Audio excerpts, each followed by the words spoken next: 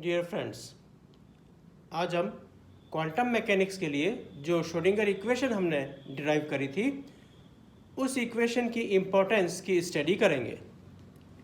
तो Schrodinger equation की importance के लिए हम इस तरह से कह सकते हैं कि किसी स्मॉल पार्टिकल या सूक्ष्म कण की वेव नेचर या तरंग प्रकृति को ध्यान में रखकर यह इक्वेशन डिराइव की गई है जो क्वांटम मैकेनिक्स की एक बेसिक या आधारभूत इक्वेशन है। ये जो इक्वेशन हमने लर्न करी है ये इक्वेशन एक सेकंड ऑर्डर डिफरेंशियल इक्वेशन है जिसको सॉल्व करने से साई के वैल्यूज़ इस साई के मान प्राप्त होते हैं। ये जो साई के मान प्राप्त होते हैं ये साई के मान ओरिजिनल यानी वास्तविक हो सकते हैं या इमेजिनरी यानी काल्पनिक भी होते हैं।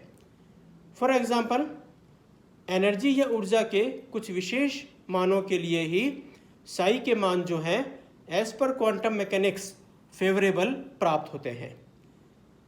ऊर्जा के इन मानों को हम आइगन वैल्यूज़ तथा इन मानों के अनुरूप प्राप्त वेव फंक्शन या तरंग फलन को हम आइगन फंक्शन कहते हैं। तो इसलिए एक आइगन इक्वेशन को हम ऐसे लिख सकते हैं, आइगन इक्वेशन है H psi is equal to E psi. ये एक आइगन इक्वेशन है। इस आइगन इक्वेशन में जनरली एक ऑपरेटर होता है, operator multiply by function operator, यानी इस फंक्शन पर हमने एक ऑपरेटर लगाया तो हमें वैल्यू पता पड़ जाएगी और फंक्शन वापस अपीयर हो जाएगा।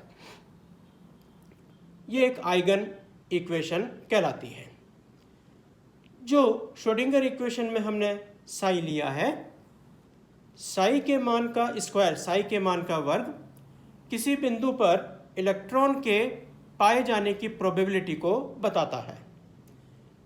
अतः किसी पार्टिकल की जो प्रोबेबिलिटी की इक्वेशन है उस इक्वेशन को हम इस तरह से शो कर सकते हैं, integration minus infinity to plus infinity, total volume हो गया पी एक्स डी एक्स जो प्रोबेबिलिटी हो गई, या हम इसको यूँ भी लिख सकते हैं integration minus infinity to plus infinity Sai star Sai D x. ये जो साई स्टार है वो इसको हम कॉम्प्लेक्स कॉन्जुगेट जटिल संयुग्मन कहते हैं जो साई को एक रियल वैल्यू में बदलने के लिए यूज़ में लेते हैं। या हम इसको इस तरह से भी रिप्रेजेंट कर सकते हैं, integration minus infinity to plus infinity psi square d x is equal to 1। तो ये एक जो है वो प्रोबेबिलिटी इक्वेशन होती है। साई की वैल्यू जो होती है वो कभी कभी नेगेटिव भी होती है, पर साई स्क्वायर की वैल्यू जो होगी हमेशा वो पॉजिटिव होती है। साई का मान यदि इमेजिनरी या काल्पनिक हो तो उसे रियल वैल्यू में चेंज करने के लिए एक कॉम्प्लेक्स कॉन्जुगेट या साई स्टार से मल्टीप्लाई कर देते हैं। जो साई स्टार साई का मल्टीप्लिकेशन है वो रियल वैल्यू देता है। फॉर एग्जाम्पल, एक साई की इक्वेशन है हमारे पास, psi is equal to A plus iota B, जहाँ आइटा की वैल्यू जो हम यूज़ में लेते हैं that is under root minus 1।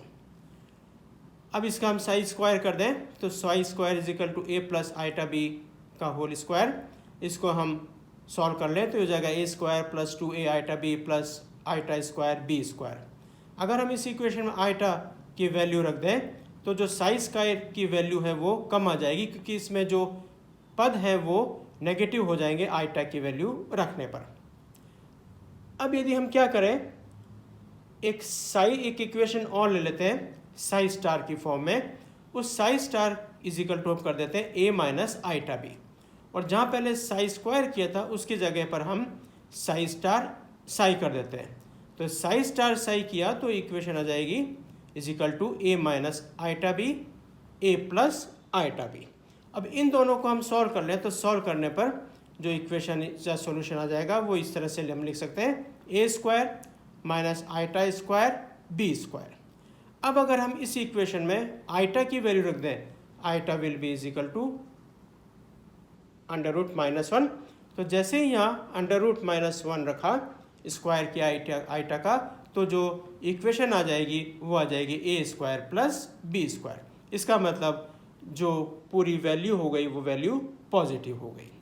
तो इस तरह से पॉजिटिव वैल्यू में कन्वर्ट करने के लिए हम साई को उसके कॉम्प्लेक्स कॉन्जुगेट से भी संबंधित कर देते हैं। तो ये जो साई की या साई स्क्वायर की वैल्यू है उसके लिए हम कह सकते हैं किसी एटम में या परमाणु में न्यूक्लियस के चारों ओर का वह क्षेत्र जहाँ साई स्क्वायर का मान मैक्सिमम होता है वहाँ इलेक्ट्रॉन के पाए जाने की प्रोबेबिलिटी भी मैक्सिमम होती है। उस पूरे एरिया को हम एटॉमिक ऑर्बिटल या परमाणुीय कक्षक कहते हैं। तो जहाँ साई की वैल्यू मैक्सिमम होगी या साई स्क्वायर मैक्सिमम होगा उस क्षेत्र को, उस रीजन को हम, या जहाँ पर इलेक्ट्रॉन के पाए जाने की प्रोबेबिलिटी होती है उसे हम परमाणुीय कक्षक कहते हैं। तो इस तरह से हम ये श्रोडिंगर इक्वेशन की इम्पोर्टेंस को एक्सप्लेन कर सकते हैं। Thank you.